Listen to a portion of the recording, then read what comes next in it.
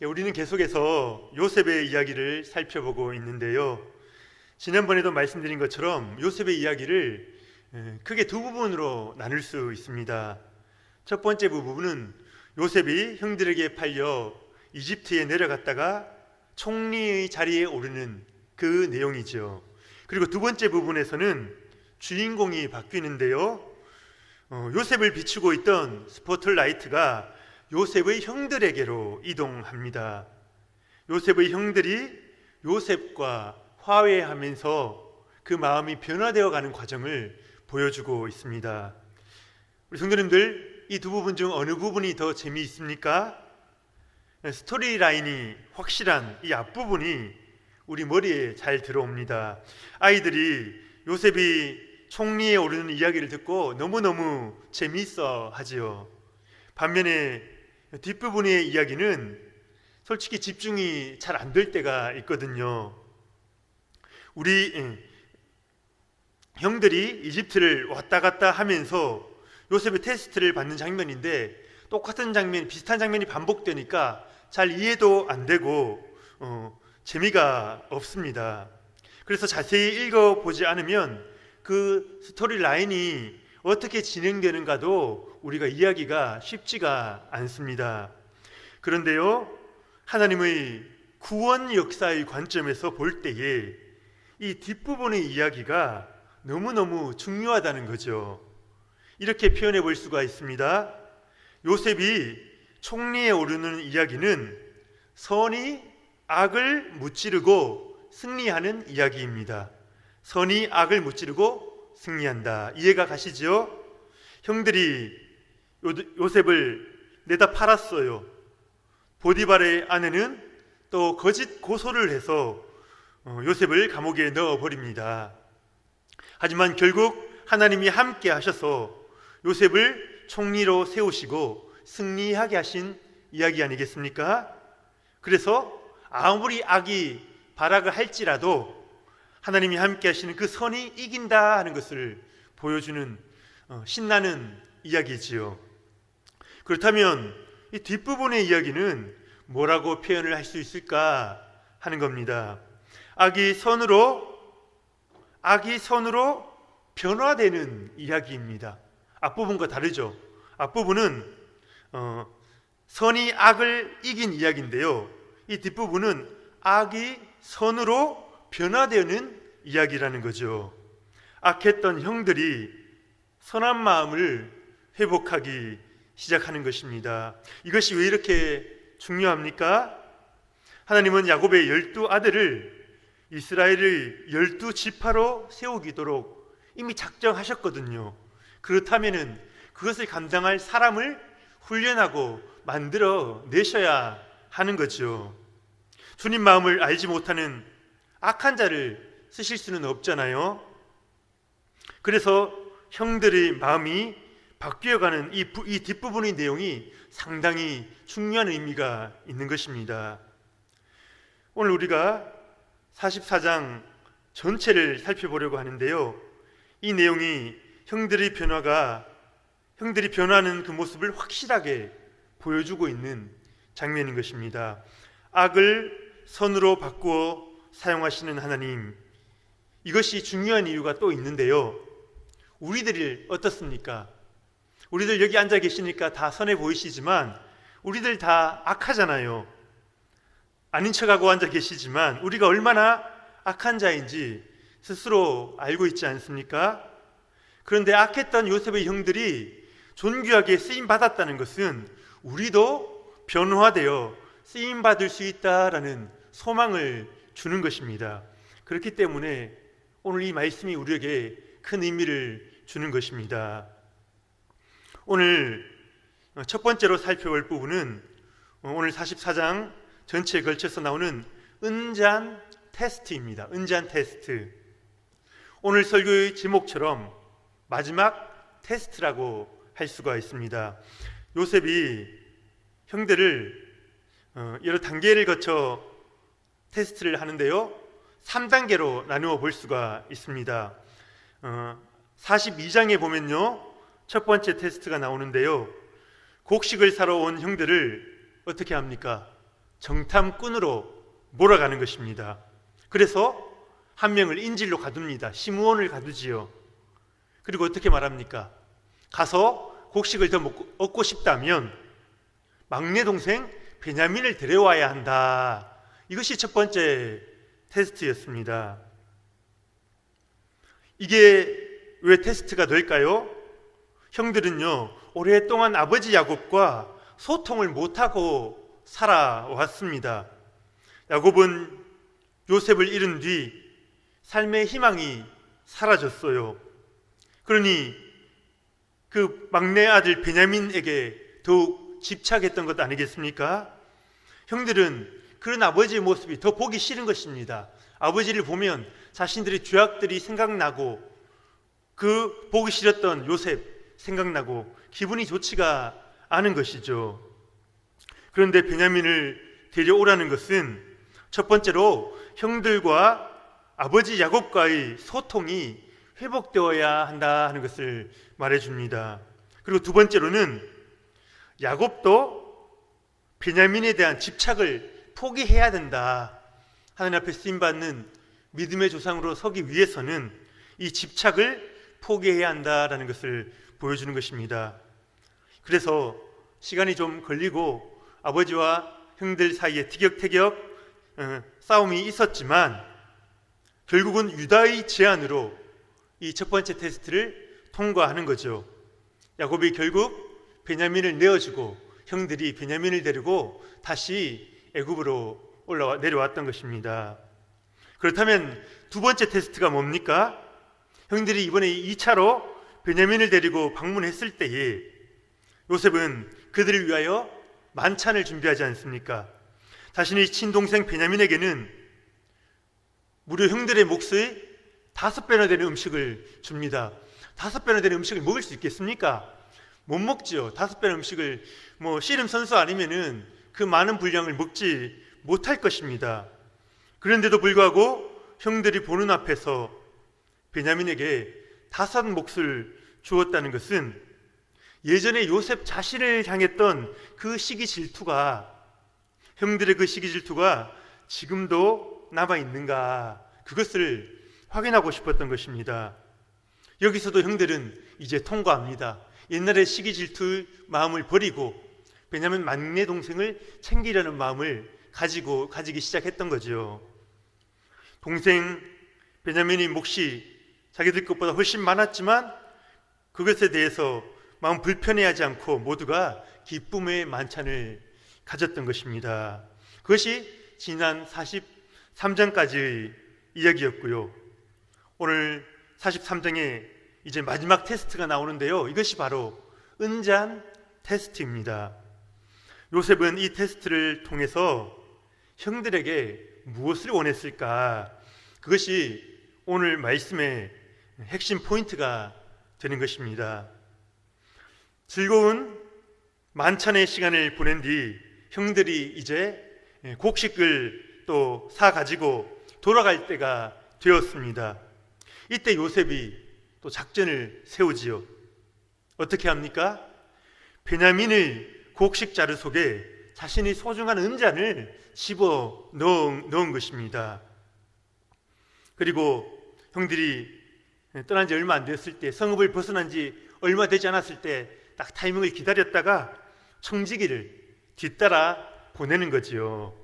그래서 청지기가 가서 이야기를 합니다. 왜 우리 주님의 은잔을 훔쳐 갔느냐는 것입니다. 우리 주인이 당신들을 그렇게 선대하였는데 이것이 뭐냐? 왜 선을 악으로 갚느냐? 그렇게 호통을 치는 것입니다.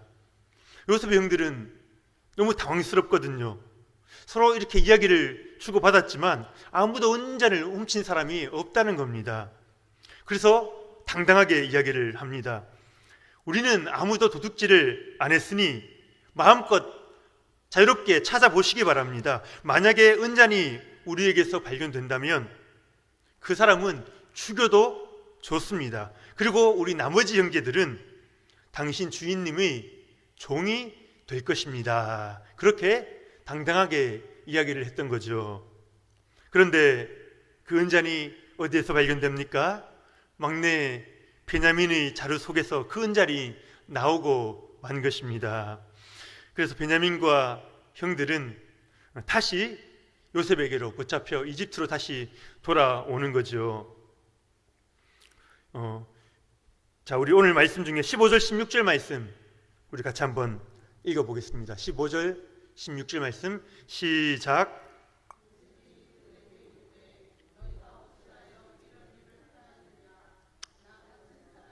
점을 잘 치는 줄을 너희가 알지 못하였느냐. 유다가 말하되 우리가 내 주께 무슨 말을 하오리이까, 무슨 설명을 하오리이까, 우리가 어떻게 우리의 정직함을 나타내리이까. 하나님이 종들의 죄악을 찾아내셨으니 우리와 이 잔이 발견된 자가 다 내 주의 노예가 되겠나이다. 지금 요셉과 이제 끌려온 형제들이 대화를 나누고 있는 장면입니다. 그런데 지금 요셉이 가만히 보면 지금 연기를 하고 있어요. 연기를. 자신이 고의적으로 은잔을 숨기지 않았습니까? 그래 놓고서는 뭐라고 말합니까? 내가 점을 잘 치는데 내가 점을 쳐보니 너희들이 내 은잔을 훔쳐갔다는 것을 알아냈다는 것입니다. 그것도 두려워하지 않고 함부로 이런 일을 했느냐, 능청스럽게 연기를 하고 있는 것입니다. 어떻게 보면 거짓말이죠. 거짓말. 연기를 하고 있는 거죠. 반면에 유다와 그 형제들의 입장에서는 정말 피를 말리는 순간 아니겠습니까? 유다가 대답을 하는데요, 어떤 말도 어떤 변명도 우리가 할 수가 없습니다. 우리들의 정직함을 나타낼 방법이 없어서 너무 답답하다, 그 마음을 이야기하고 있습니다. 하지만 이런 상황을 허락하신 분이 결국은 하나님이시니, 모든 걸 주관하시는 분은 결국 하나님이시니 우리들이 어떤 변명도 할 수 없다, 하나님의 주권을 인정하는 모습 보이죠. 그러면서 그 마음을, 답답한 마음을 표현을 한 것입니다. 그러니 이렇게 얘기를 합니다. 베냐민과 우리 형제들 모두가 당신의 종이 되겠습니다. 대단하지 않습니까? 요셉을 시기하여 팔아버렸던 형들인데요, 그 동생 베냐민도 마찬가지거든요. 좀 더 어리니까 귀엽게 봐줬는지는 모르겠지만 요셉처럼 그렇게 편애를 받고 자란 동생 아니겠습니까? 베냐민에게 모든 책임을 돌릴 법도 한데 이들은 변화되고 있는 것이죠. 베냐민에게 혼자 그 책임을 묻는 것이 아니라 우리가 함께 책임을 지겠습니다. 우리가 다 종이 되겠습니다. 그렇게 이야기를 하는 것입니다. 어려움 앞에서 형제들이 이제 하나가 되는 모습을 보여주고 있는 것입니다. 이 정도만 해도 상당한 발전 아니겠습니까? 아마 요셉이 이것만 보고도 자기 정체를 드러내고 형님들 끌어안고 울고 싶은 마음이 간절했을 것만 같습니다. 하지만 요셉은요, 형들에게 좀 더 기대하는 게 있습니다. 그것은 어떻게 보면 하나님께서 이 요셉의 형들을 사용하시기 위해서 더 변화시키길 기대하는 부분이 있다는 것이죠.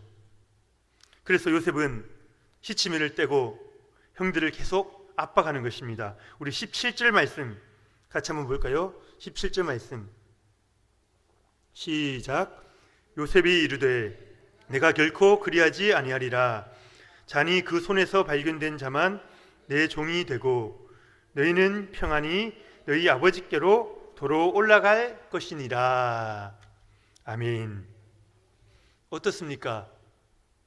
이 구조를 잘 보면요, 요셉의 모습이 정말 악해 보입니다. 잔인해 보이지 않습니까?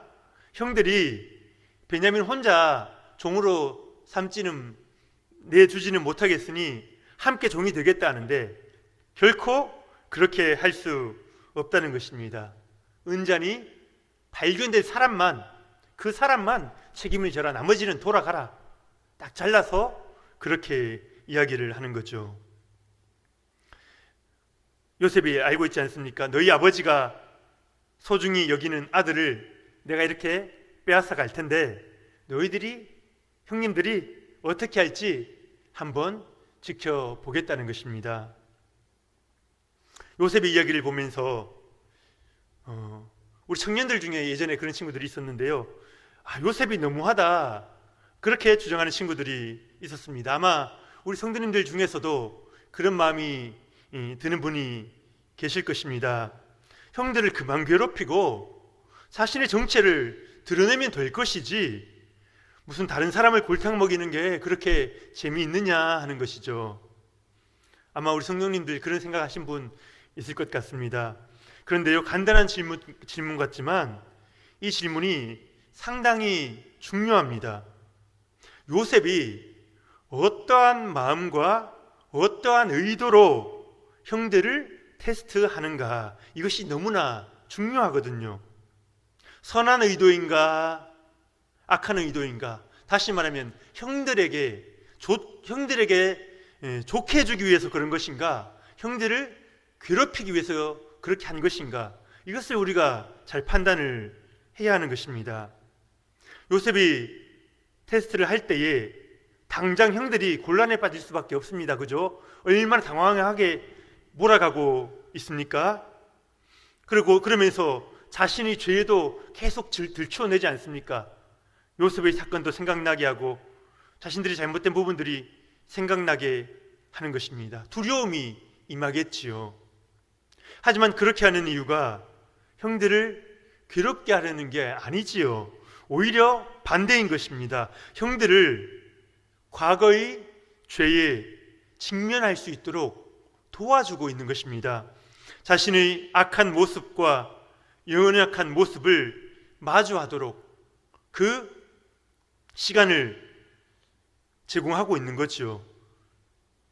이 세상의 진리 중 하나는 무엇입니까? 자신의 모습에 솔직하게 직면한 자만이 돌이키고 변화될 수가 있다는 것입니다. 자신의 잘못이 뭔지도 제대로 모르는데 어떻게 나아질 수가 있겠습니까?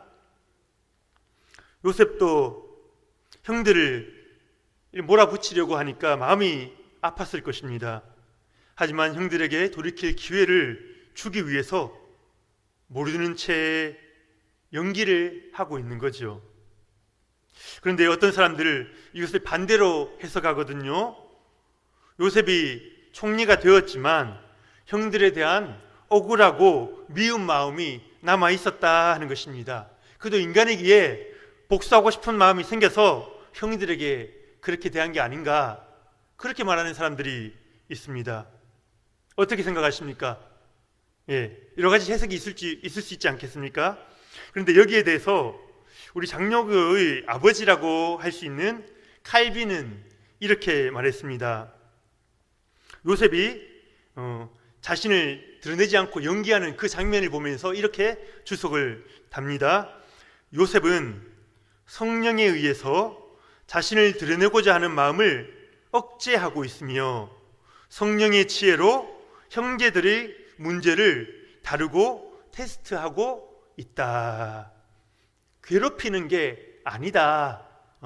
하나님께서 이 형들을 향한 계획이 있기 때문에 이 테스트의 기간, 훈련의 기간을 두셨다 하는 것입니다. 제가 요셉의 마음에 대해서 조금 길게 설명을 드렸는데요, 이것이 중요한 이유가 있습니다. 어쩌면 요셉에 대한 우리의 마음이요, 하나님에 대한 우리의 마음을 비춰준다는 것이죠. 우리에게 있어서 하나님은 어떤 분이신가 이야기하면요, 하나님을 무서운 분으로 알고 있어요. 때로는 나를 당황스럽게 하는 분, 나를 힘들게 하는 분, 그렇게 생각할 수가 있지 않겠습니까? 거기서 빠져나오는 것이 너무나 중요하거든요. 진실을 알지 못하도록 사탄이 속이고 있는 것입니다. 그래서 하나님의 가장 중요한 성품이 뭐냐고 한다면 그것은 하나님의 선하심입니다. 선하심. 그냥 선하다라고 하니까 우리가 잘 이해가 안 가는데, 우리 각각에게, 우리 모두에게 선하신 분, 우리 모두를 잘되게 해주시는 분, 우리에게 복 주시는 분, 결국은 우리가 승리하도록 계획하신 분이 하나님이시다. 그것을 믿는 것이 하나님의 가장 중요한 성품이라는 것입니다. 우리 성도님들 선하신 하나님 믿으십니까? 때로 우리가 힘들 때 있지요. 이해하지 못하는 그런 기간을 우리가 지금 겪고 있을 수도 있습니다.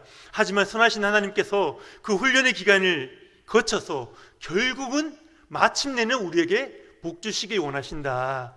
그것을 믿으시기를 축복합니다. 우리가 교리적으로는 쉽게 하나님은 선하시다 말할 수 있는데요, 실제 삶에서는 결코 쉽지가 않습니다. 나에게 어려운 일이 닥칠지라도, 이해가 되지 않는 상황이 생길지라도 결국은 합력하여 선을 이루게 하신다. 그것을 믿는 것입니다. 이것이 신앙입니다. 여러분의 어려운 상황을 역전시키실 그 선하신 하나님을 붙드시길 축복합니다. 이것은 우리가 그렇게 되면 좋겠지, 그냥 그렇게 이야기하는 게 아니고요, 우리 하나님이 그렇게 좋은 분이시라고 성경에서, 그리고 실제 살아계신 그 하나님께서 우리에게 보여주고 계시는 것입니다. 그래서 하나님은 항상 우리 편이시다. 하나님은 항상 우리 성도님의 편이심을 믿으시기 바랍니다. 두 번째로 살펴볼 것은요, 요셉의 끈질긴 테스트에 유다가 어떻게 반응하고 있는가 하는 것인데요, 유다가 요셉에게 설명하는 내용이 오늘 본문 18절부터 34절 끝절까지 길게 이어지고 있습니다. 유다가 얼마나 간절한 마음으로 지금 이야기를 하고 있는가, 우리가 그것을 아마 쭉 읽어보면 느낄 수가 있을 겁니다. 지금 이 자리에서 유다의 사명이 무엇입니까? 막내 동생 베냐민을 어떻게 해서든 살려서 아버지 야곱에게로 돌려보내는 것입니다. 이것이 유다가 가진 사명인 것이죠. 유다는 베냐민이 그 아버지에게 얼마나 소중한 존재인가, 그것을 계속해서 설명하고 있는데요, 30절 말씀에 보면 아버지의 생명이 베냐민의 생명과 이 아이의 생명과 하나로 묶여있다, 그렇게까지 이야기를 하죠. 그러니까 이 베냐민이 없어진다면 우리 아버지가 죽는다는 것입니다. 우리 아버지를 살리기 위해서 이 아들을, 이 막내 동생을 반드시 데리고 가야 한다, 그것을 이야기하는 것입니다. 이걸 설명한 뒤에 유다가 이제 최종적으로 자신이 한 가지 제안을 내놓지 않습니까? 우리 방금 읽었었는데 33절 말씀 우리 다시 한번 유다의 마음으로 한번 읽어볼까요? 33절 시작.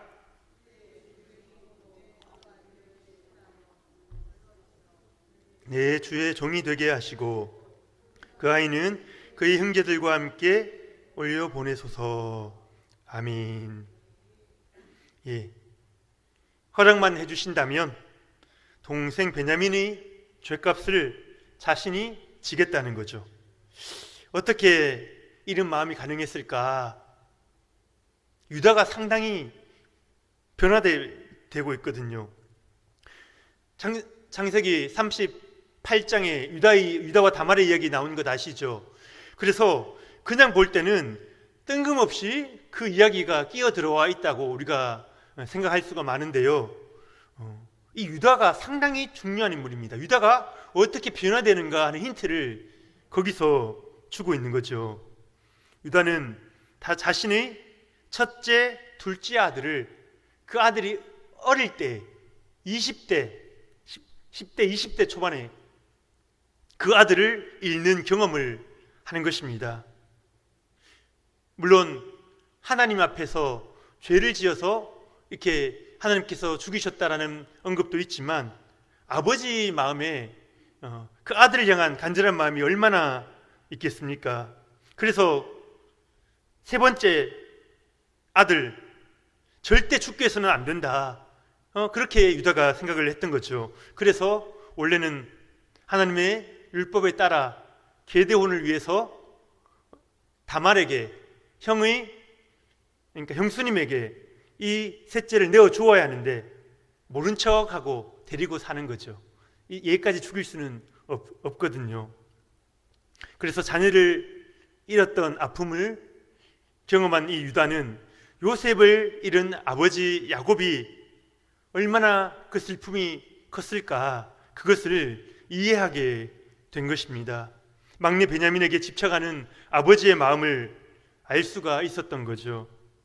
그래서 결단한 것입니다. 내가 대신 종이 되면 베냐민도 살릴 수 있고 아버지도 살릴 수 있다. 내 한 명 몸 희생하면 베냐민과 아버지를 다 살릴 수 있다. 베냐민을 반드시 데리고 오겠다는 약속을 유다가 하지 않았습니까? 그 약속도 지킬 수 있다. 그래, 내가 종이 되면 좋겠다.